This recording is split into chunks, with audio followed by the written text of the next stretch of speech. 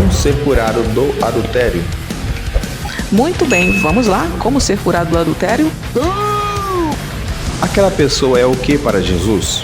Temos duas provas bem legais sobre o que aquela pessoa é para Jesus, que a Netflix, o ChatGPT não vai te passar. Olha só.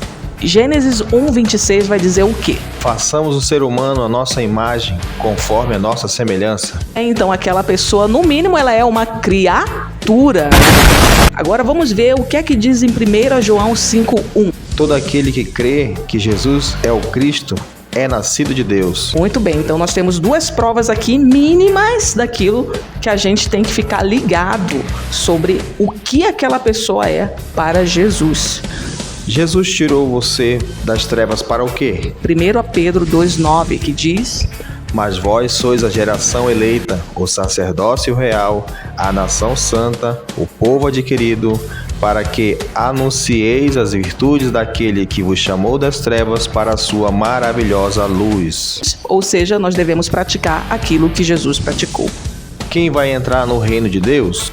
Nós temos provas em Êxodo 20:14, que vai falar ali, lembra que Moisés está falando dos mandamentos, que está não adulterarás? Está lá.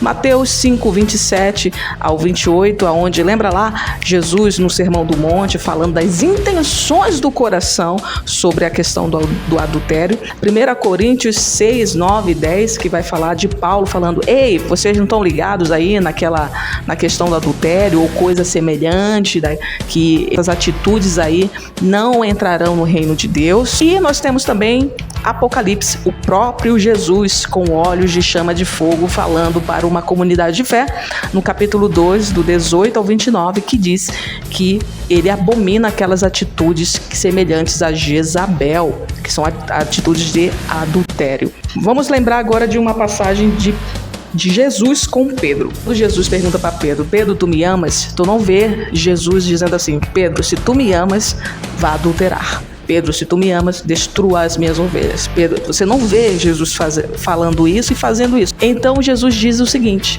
Pedro, se tu me amas, cuida das minhas ovelhas. Cuida. Traduzindo, Pedro, se tu me amas, cuida daquilo que é meu.